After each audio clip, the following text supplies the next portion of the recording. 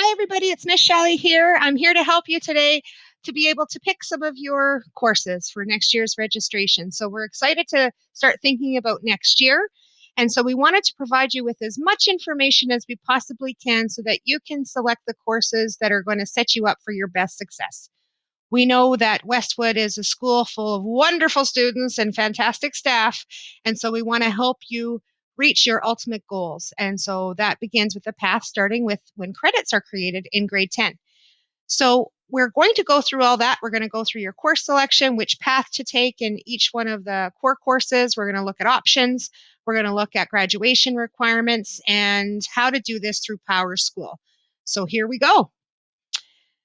The first thing you need to think about is what kind of a stream that you want to go through in high school. Each one of these paths will take you to graduation. Some of those paths will take you to university preparation, and some of them will take you to college preparation, and some of them will take you to post-secondary where you can actually receive credit for first-year courses at university if you choose the AP path.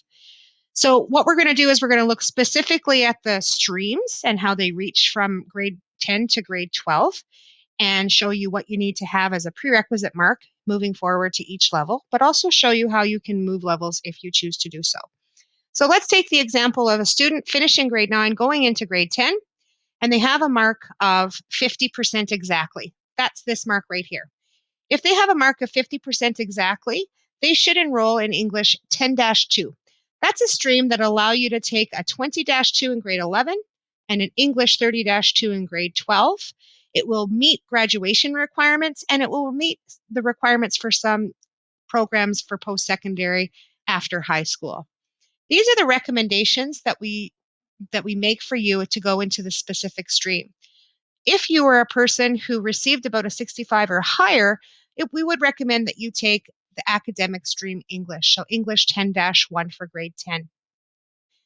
Does that mean that you can't take it if you didn't get a 65 or higher? No, it doesn't. You can take it if you got a 64 or a 60 even. But what you need to understand is that this is the recommended mark. That is true for moving from grade 10 also into grade 11. So we recommend that you have about a 65 in order to maintain that kind of a percentage or a standard moving forward. If you get in grade 10 and you decide, okay, this is not where I want to continue, you could, as you can see that there's an arrow moving down here, if you score less than about a 60% in English 10-1, you could choose for grade 11 to choose English 20-2. It's easier to move down a stream from -1 to -2 than it is to go up a stream from -2 to -1. But it is possible, as this arrow indicates here. If you decide that you wanted to go into English 20-1 from the lower stream, you could do that, but you need to be able to show that you have about a 70% or higher in order to move up that level before you continue on. If you're somebody who's absolutely passionate about English and you would like to take the pre-AP program or continue it from the junior high pathway to AP, and your mark has been about an 80 or higher, and your teacher says, yes, absolutely, I feel like you should go on and do that, you could select the English 10 pre-AP. Okay. If you maintain that with about an 80% or higher, we recommend that you continue from grade 10 to grade 11 and then from grade 11 to grade 12. All three of these endings will meet you at graduation requirements. In English 30 AP, you will write an additional exam in May. It's considered the advanced placement exam. And so that will help you get credit for first year university English class if you so choose to take that when you go there. You would also take English 30-1 diploma if you take this stream. Okay? The same will be true for the next group of courses in social studies that we're going to look at next. You can decide the streams that you would like to take, whether you want to go in the -2 stream, the -1 stream, or the AP stream. If you're in grade 11 and you decide that you want to continue on with social 30-1 and your mark is about a 65 or so, absolutely go for it. If you are somebody who is in social studies 20-1 and you decide that you want to go into a 30-2, you absolutely can do that too. The biggest part to keep in mind about these streaming and selecting of these courses is that you need to have an idea of what your end goal is going to be. If you're wanting to go off to university, you need to have 530-1 level courses in order to enter with an average of those 530 level -1 courses.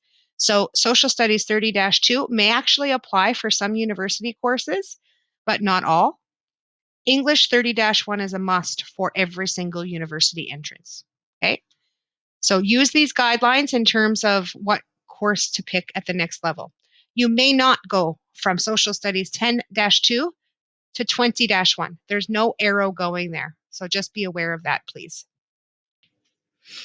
For math, most students will go from grade 9 into Math 10C, which is Math 10 combined. So if you passed Math 9 with a 50% or higher, you could go into Math 10C, and from there, take grade 11 math at the -1 or at the -2 level. If you receive a mark of 65 or higher in Math 10C, the recommendation is to carry on with pre-calculus and take Math 20-1.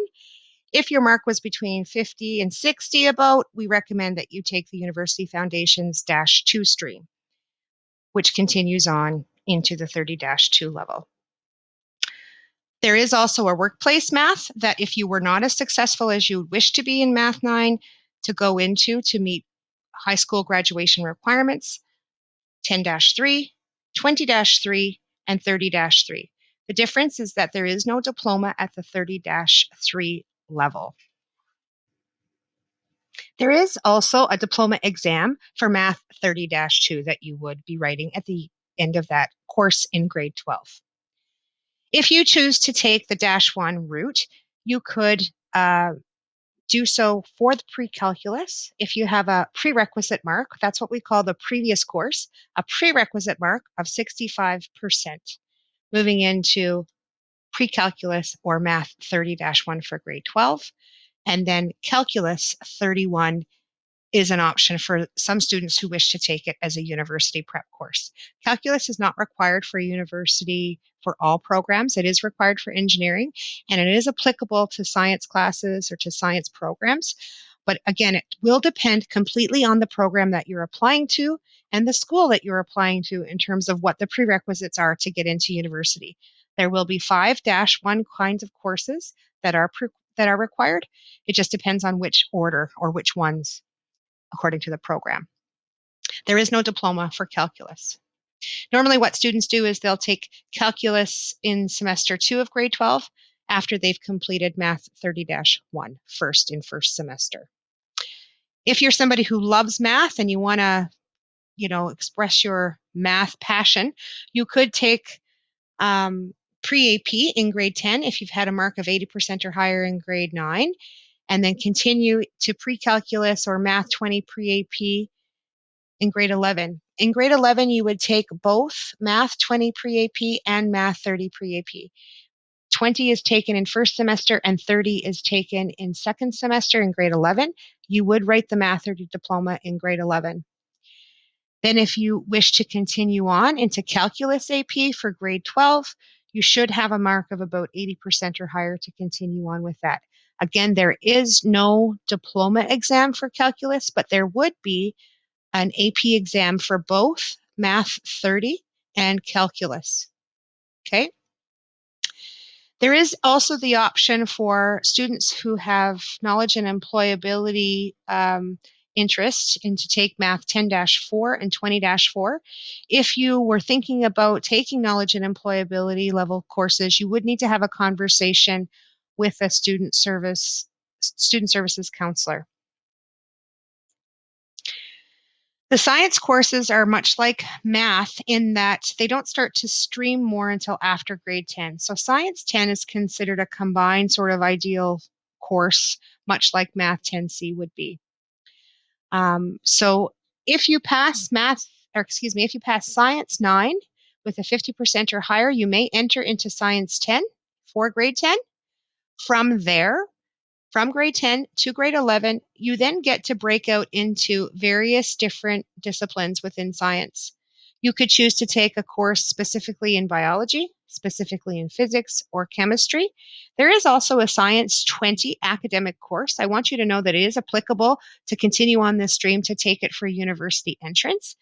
And Science 20 is a combination of chemistry, physics, and biology. Um, some students try to take chemistry, physics, and biology at the grade 11 level, the three different courses, in order to keep their options open until they know specifically what program they want to go into after grade 12. But most universities don't require three sciences. So what we often see, students will take three sciences in grade 11 or only two, and then choose to have two in grade 12.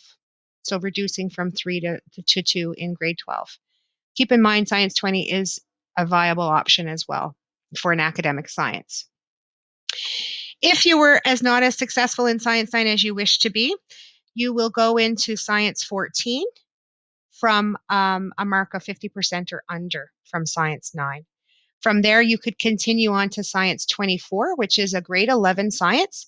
It does meet graduation requirements. And if you notice, there is no 30 level or grade 12 level science because you wouldn't continue to pursue science after this course. It also would not get you into most post-secondary programs. You could choose to also take the science pre-AP stream. So that would happen in grade 10. And from there, you could decide to take biology 20 pre-AP, physics pre-AP, or chemistry pre-AP, which would continue on into the grade 12 levels. In biology in particular, there's an additional course called Biology 35 that you would enroll in if you're taking Biology 30 pre-AP, because there's some additional information that is outside of the regular Alberta curriculum that you would be required to know in order to write the AP exam at the end of grade 12. Chemistry and physics have those pieces built into the regular course. So at the end of each of these grade 12 years, you would write both the diploma exam for all of them, but for the pre-AP classes, you would also write the additional AP exam in May, should you choose to do so.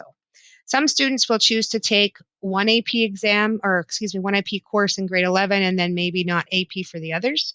So it is possible for you to take, let's say, Bio 20 AP, but regular Physics 20 and regular Physics Chemistry. And then you would continue on as such. Next, we're going to talk about overall Alberta High School diploma requirements.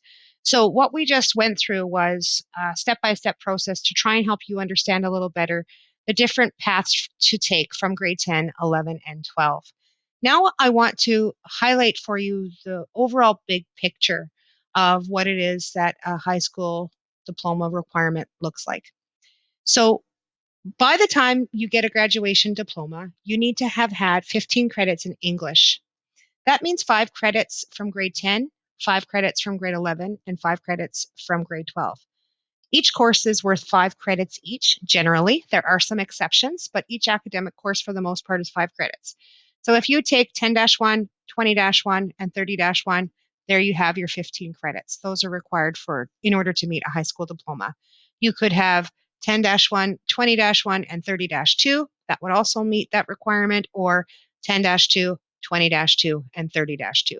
So as long as you have a grade 10, a grade 11, and a grade 12 English, you will meet graduation requirements in that area. The same is true for social studies, exactly the same. 15 credits, 3 different courses, grade 10, grade 11, and grade 12.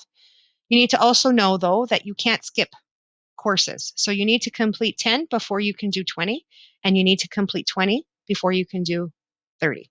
You can't just bypass everything, do the grade 12 level, and get 15 credits worth of material. So be aware of that. For graduation requirements, you need to have a grade 11 level math and a grade 11 level science. Okay. So for math, there needs to be a minimum of 10 credits, including a 20 level. So you couldn't have 2 different math 10 types of credits. You could have either 10C or 10-3, and one of these combinations, 20-1, -2, or -3. You could stop there, even though there is a grade 12 level that you could go on to.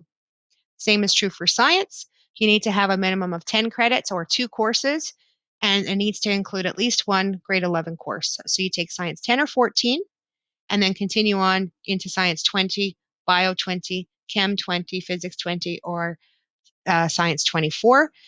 30 level is not required for high school diploma requirements. These are required for university level entrance, though.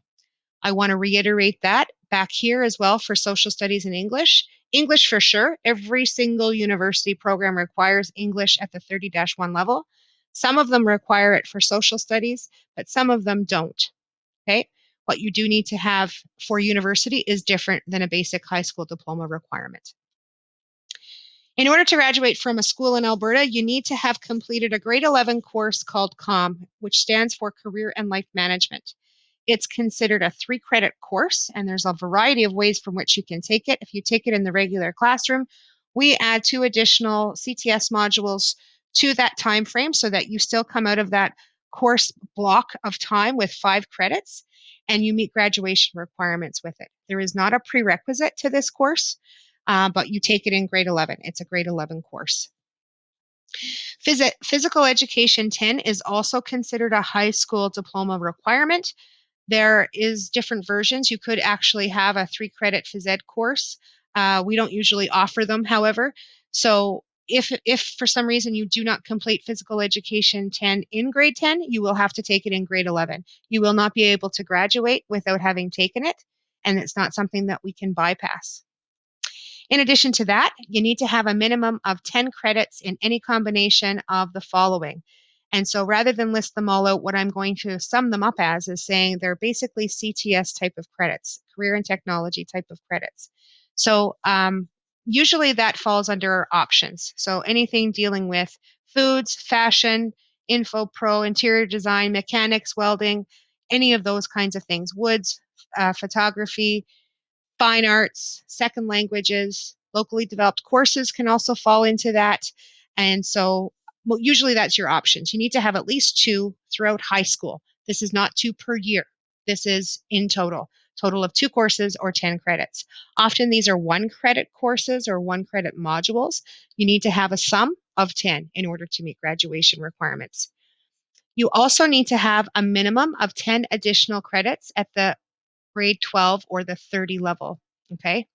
So that means that you need to have foods 30. You need to have a science at the 30 level or a math at the 30 level.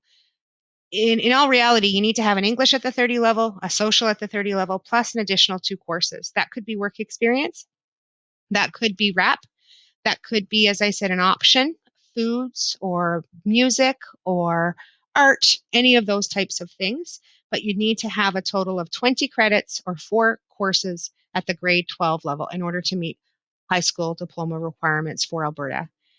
This does not meet up to the total 100. So in addition to all of these specific types of credits, you need to have an actual total of 100 in order to meet those requirements. So that means that you will likely take more options or more core courses than you need to throughout your high school experience in order to reach this requirement. So just to put it into perspective for you, you take 4 courses per semester. And so with your 4 classes, with your 4 courses each semester, that equates to a total of 20 credits. So by the end of grade 10, you should have earned 40 credits. If for some reason you weren't successful or you weren't able to meet that, you still have another 2 years to make up the full total of 100. So there is some flexibility as we go through. Next, I want to talk with you about university requirements. And I realize that this screen has lots of words, but we wanted to provide you with as many examples as we possibly could. We've talked about the types of core courses that you would take for university entrance. We've talked about what is the expectation for a high school diploma within Alberta. In addition to those things, you have to select some options in your course selection. This may also give you an idea of what's required to help you plan based on whatever program you might want to go through with at university. Engineering is a very specific entry requirement. And so pay attention, please, because they require 5 courses and 5 courses only. These are the 5 that you must have in order to apply for engineering. English 30-1, as I said earlier, it's required for every single program. Math 30-1, Math 31, which is also called calculus, Physics 30, and Chemistry 30. They will not accept social studies. They will not accept art They will not accept a fine art. They will not accept anything else other than these specific five. You still have to do social studies at the 30 level to reach a high school graduation. So that's an additional one you'll have to take, but it doesn't apply for engineering applications for university. Keep that in mind, okay? So starting in grade 10, you need to go into the -1 stream and make sure that by the end of grade 12, you have a path forward to earn each of these 5 credits or 5 courses.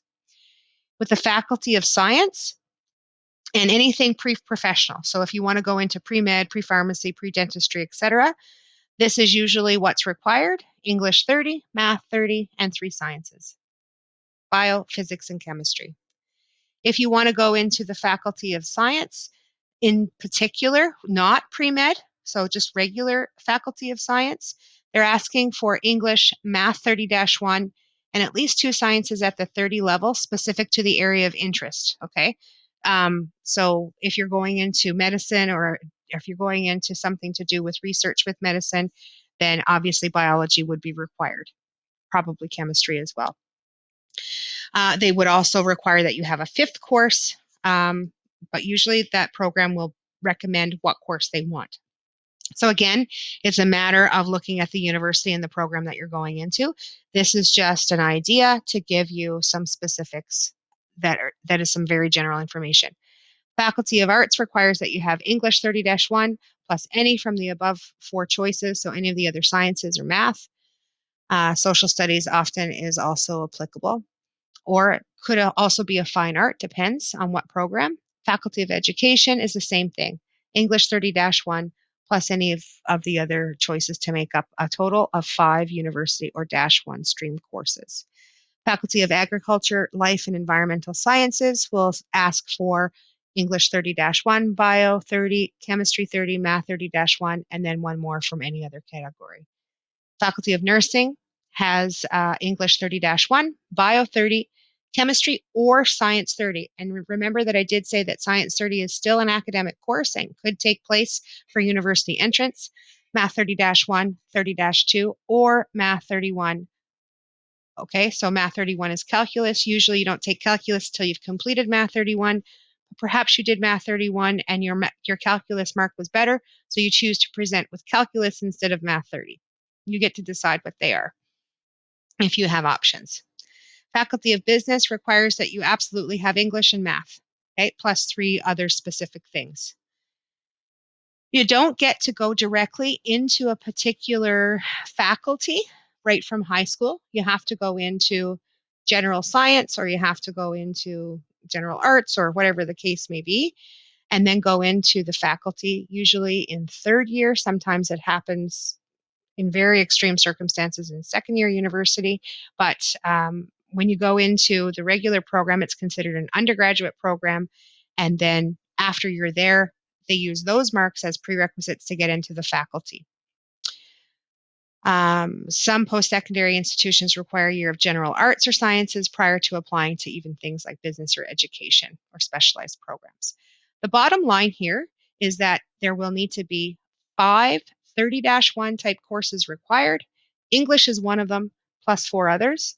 Some programs specify which ones they need to be. Some give you categories from which you can choose, but you have to check on the university websites specific to the program in order to know exactly what it is that they want.